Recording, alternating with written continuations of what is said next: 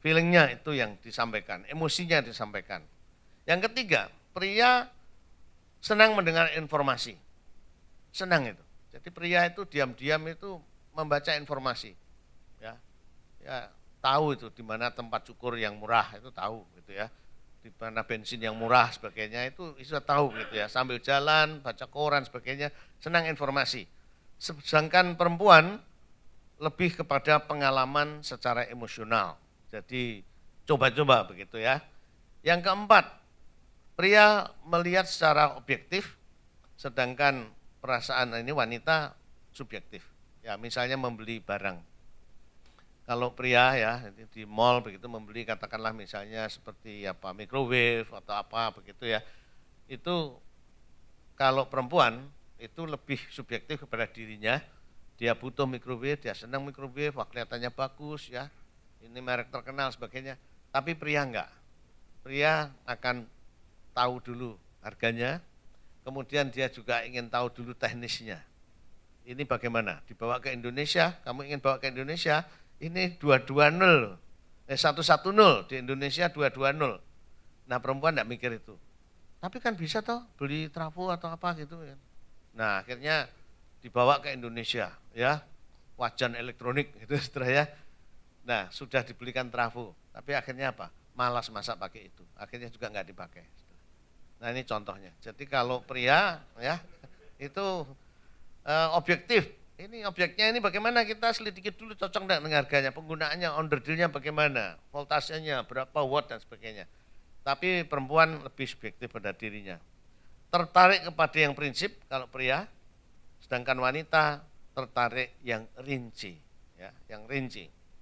Ini nanti mengaruhi cara berpikirnya. Yang keenam, pria lebih berpikir kepada bagaimana mencapainya, sedangkan wanita materi itu sebagai tujuannya, ya.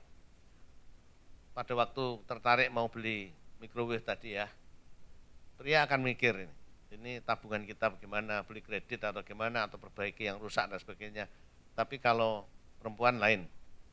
Yang ketujuh, kerohanian kalau pria ya itu bicara soal rohani atau abstrak sebagai tujuan, sedangkan perempuan bagaimana mencapai tujuan itu. Pengalaman saya kalau berceramah kepada kaum ibu atau wanita, biasanya mereka pertanyaannya adalah bagaimana caranya, how to. Iya Pak, tapi bagaimana caranya? Bagaimana caranya? Begitu ya, kepada how to ini. 8. Berpikir ala almari arsip, ya filing kabinet, sedangkan perempuan cara berpikirnya ala komputer. Muter terus begitu. Itu sebabnya banyak wanita, apalagi kalau sudah menopause, itu sulit untuk tidur. Sulit untuk tidur, sampai pakai penenang pun sulit untuk tidur. Dan kalau diingatkan, tidur aja kok nggak bisa, ya dia jengkel. Saya bukannya itu tidak bisa, ini bukan kemauan saya. Pikiran itu muter sendiri dia bilang begitu. Sedangkan dia lebih jengkel lagi pada waktu melihat suaminya pulang sudah langsung ngorok begitu. Nah ini mengapa? Ini yang seringkali menjengkelkan sehingga saya mau tekankan di sini ya. Yang saya masuk filing kabinet itu kalau di kantor kan ada yang surat masuk, surat keluar, nota-nota begitu ya, ada begitu ya. Nah kemudian mungkin ada yang untuk sertifikat-sertifikat yang lebih penting itu filing kabinet. Nah suami kalau menerima sesuatu informasi, ini surat keluar apa surat masuk, ini kwitansi, billing perlu diurus sekarang apa besok atau bulan depan, dia tahu ditaruh di mana. Setelah itu apa saudara? Dia duduk di sofa bisa nonton football atau baca koran. Sedangkan istri begitu suami sudah ditunggu sepanjang hari, nggak datang-datang, begitu datang dia langsung cerita, "Wah, ledengnya macet, Pak. Sedangkan nanti ada kayak grup tempat kita, persekutuan, bagaimana nanti gitu." Lalu diberitahu juga anjingnya juga sakit ini, yang satu ini nggak sempat. Lapor macam-macam gitu. Nah, istri jengkel karena apa? Kok kelihatannya suami itu tidak responsif. Diberitahu anjing mati, anjing sakit, ledeng macet, saya nonton football, kemudian baca koran sebagainya.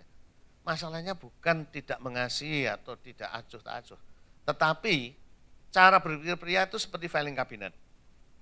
Dia masukkan ke situ, tapi dia ingat, begitu dia datang ke kantor besoknya, apa yang dilakukan? Pagi-pagi dia telepon tukang tukang ledeng. Kirim tukang ledeng ke rumah untuk perbaiki. Dan kalau toh ternyata itu gagal, si suami ini dia sudah pesan di restoran, pulang kantor dia bawa makanan untuk mengantisipasi itu karena ledeng macet. Nah, hal-hal seperti ini. Sedangkan istri, waduh itu dipikir terus gitu ya, bagaimana nanti ada persekutuan, kalau tidak ada air kan tidak bisa masak, kalau tidak bisa masak bagaimana sebagainya. Itu muter terus begitu ya. Nah, ini yang seringkali membuat istri jengkel. Suami juga bisa jengkel kalau selalu diingatkan begitu ya, seolah-olah sudah pikun begitu. Nah ini, kemudian kepribadian di kantor memang, sedangkan perempuan itu di rumah ya, ini logis ya, dunianya itu. Sehingga juga kita harus maklum, kalau suami datang tentunya lebih banyak keluhan, capek ya, pikirannya masih di kantor. Sedangkan istri sebaliknya mau lapor segera, ada anjing sakit, ada ledeng macet, dan sebagainya, anak nakal, sebagainya. Nah ini seringkali kalau nggak tahu timingnya bisa jadi konflik. Kemudian laki-laki ingin petualangan, sedangkan perempuan ingin yang aman dan nyaman. Saya kasih contoh kasus ya, misalnya begini. Istri merasa sudah senang tinggal di sini. Ada rumah baik, komunitas aman, bersih, ada banyak teman-teman Indonesia begitu ya. Tapi si suami sebaliknya ingin meningkatkan karirnya.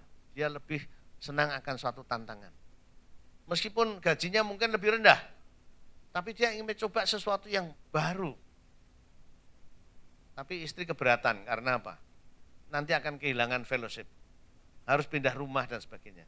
Nah, ini juga wajar karena apa? Di sini istri lebih cenderung rasa aman dan nyaman, tapi sebaliknya pria ingin petualangan. Yang 11, pria cenderung marah-marah, sedangkan istri merasa bersalah. Ini seringkali, ya, seringkali terjadi. Pernah saya datangi seorang ibu yang mengatakan, Pak saya punya masalah. Apa masalahmu? Masalah saya punya suami ini misterius. Bagaimana misteriusnya? Dia bilang, saya pacaran 7 tahun, sudah menikah 13 tahun, punya anak 3, tapi sampai sekarang saya tidak betul-betul mengerti suami saya. Wah ya betul-betul misterius. Pacaran 7 tahun, menikah 13 tahun, ya, punya anak 3, tapi tidak mengerti suaminya.